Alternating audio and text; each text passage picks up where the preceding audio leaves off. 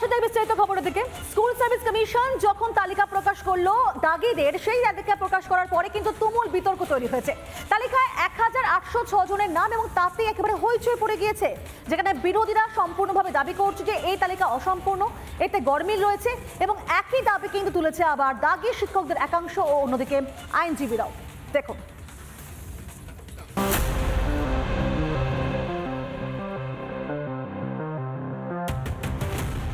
দীর্ঘ টালবাহানার পর তালিকা প্রকাশ করলো এসএসসি, আর তাতে উঠছে কারচুপির অভিযোগ।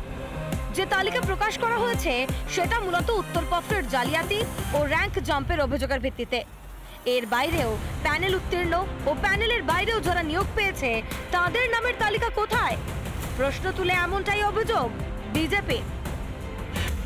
এই তালিকা অসম্পূর্ণ, কারণ এই তালিকায় অ্যাড্রেস নেই, স্বামীর নাম বা বাবার নাম নেই, তার কিন্তু খুব ক্লিয়ার কিছু নেই।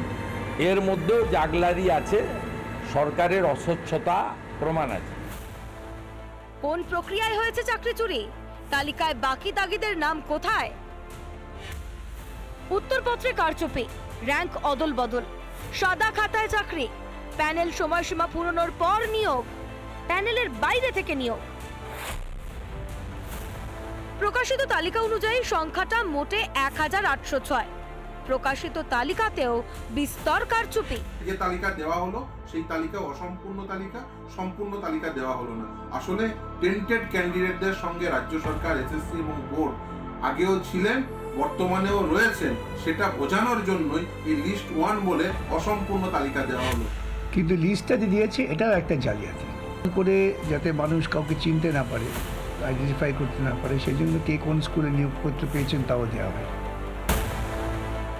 তালিকায় কারচুপির অভিযোগ, তা নিয়ে ফের আইনি লড়াইয়ের হুঁশিয়ারি দিয়ে আদালতের পথে দাগি শিক্ষকরা। সুপ্রিম কোর্টের অর্ডারকে ভুল ব্যাখ্যা করে ইচ্ছাকৃতভাবে এসএসসি এই যে কাজটা করেছে, এর বিরুদ্ধে আমরা আইনি পদক্ষেপ নেব এবং যতদূর যেতে হয় আমরা যাব। কারচুপির পর কারচুপি, একটা চুরি ঢাকতে নতুন নতুন ছলাকলা। আর কত খেলা দেখাবেন মাননীয় আপনার দলবল? চোরেদের আড়াল করতে আর কত কারসাজি করবেন? কবে থামবে এই চাকরি চুরির খেলা? রিপাবলিক বাংলা। নানা ধরনের কন্টেন্ট দেখার জন্য লাইক করুন, শেয়ার করুন আমাদের ফেসবুক পেজ, সাবস্ক্রাইব করুন আমাদের ইউটিউব চ্যানেল। পাশাপাশি অন্যান্য ব্রেকিং নিউজের জন্য অবশ্যই চোখ রাখুন রিপাবলিক বাংলায়।